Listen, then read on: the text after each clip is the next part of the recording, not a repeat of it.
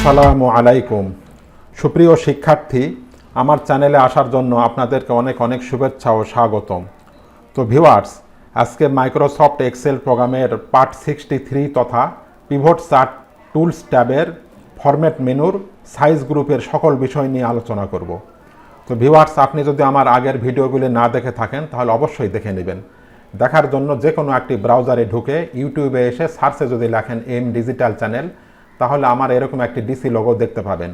উক্ত লোগোতে ক্লিক করলে আমার এই চ্যানেলের ভিতরে নিয়ে আসবে। সেখানে ভিডিওসে ক্লিক করে আপনি আমার সকল ভিডিও পেয়ে যাবেন। আর এই ভিডিওর আই বাটনে ক্লিক করেও আপনি আমার আগের পর্বটি দেখে নিতে পারেন। চলুন কথা না বাড়িয়ে কাজ শুরু করা যাক। তো আমি আগের থেকে এক্সেল ফাইলে কিছু কাল্পনিক ডাটা লিখে রেখেছি যাতে ভিডিওর লেন্থ কমানো যায়। ডেস্কটপে থাকা উক্ত এক্সেল ফাইলে ডাবল ক্লিক করে আমরা ফাইলটিকে ওপেন করলাম। প্রথমে আমরা এই ডাটা সোর্স ফাইলে একটা পিভট টেবিল নিয়ে আসে, এরপরে একটা পিভট চার্ট নিয়ে তারপর আমরা আজকের এই বিষয়গুলির অ্যাপ্লাই দেখব। তো সেটি করার জন্য প্রথমে আমরা এই ডাটা সোর্স ফাইলে একটা ক্লিক করে এখান থেকে ইনসার্ট ক্লিক, তারপরে পিভট টেবিল ক্লিক। আবার পিভট টেবিলে ক্লিক করলে এরকম একটি ডায়লগ বক্স আসবে। আসলে নিউ ওয়ার্কশিট সিলেকশন অবস্থায় আমরা যদি ওকে করে দিই তাহলে এরকম একটি পিভট টেবিলে আসবে। আসলে সাজানোর জন্য আমরা সেলসম্যানকে নিয়ে আসলাম রো লেভেলে, আইটেমকে নিয়ে আসলাম আমরা কলাম লেভেলে, সেলস টাকাকে নিয়ে আসলাম আমরা ভ্যালুসে, আর ডিস্ট্রিক্টকে নিয়ে আসলাম আমরা রিপোর্ট ফিল্টারে। এরপরে আমরা এই পিভট টেবিলের এই সেলগুলিকে সিলেকশন করে এখান থেকে হোমের এখান থেকে আমরা অল বর্ডার্স করে দিলাম এবং এখান থেকে মিডিল এবং সেন্টার করে দিলাম। এখন এই পিভট টেবিলে ক্লিক করলে উপরে দেখেন পিভট টেবিল টুলস ট্যাবের আন্ডারে অপশান এবং ডিজাইন মেনু। এই অপশানস মেনুতে ক্লিক করার পর এখান থেকে পিভট চার্ট ক্লিক, তারপর এখান থেকে যে কোনো একটি ডিজাইন চয়েস করে এখান থেকে আমরা ওকে করে দিলাম। তাহলে আমাদের এই পিভট চার্টটি চলে আসলো। তো এই পিভট চার্টের উপর ক্লিক করার পর দেখেন উপরের দিকে রয়েছে ডিজাইন, লেআউট, ফরম্যাট এবং অ্যানালাইজ। তো আমরা এই ফরম্যাটে ক্লিক করার পরে আজকে আমাদের সর্বশেষ আলোচনা এটার এই সাইজ গ্রুপ। এখন এই ফরম্যাট মেনুতে ক্লিক করার পর এখানে আমরা ডান পাশে পেয়েছি সাইজ গ্রুপ।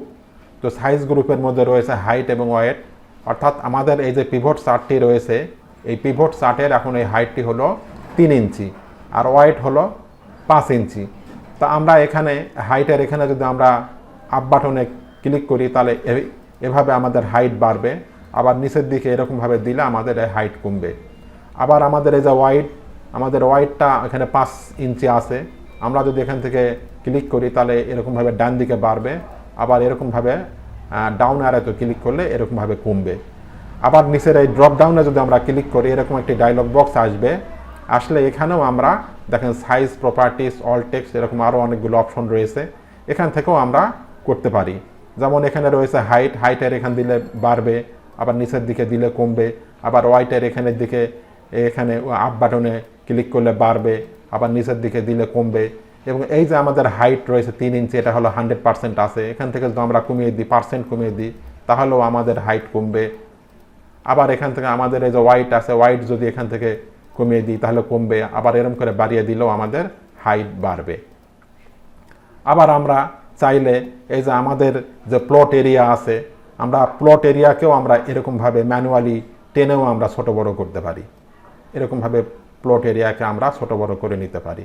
আবার আমাদের এখানে এই কার্সর যদি রাখি পিভট চার্ট টেবিলের যে কোনো কর্নারে, এরকম হলে তখন আমরা এরকমভাবে টেনেও আমরা কিন্তু ছোট বড় করে নিতে পারি।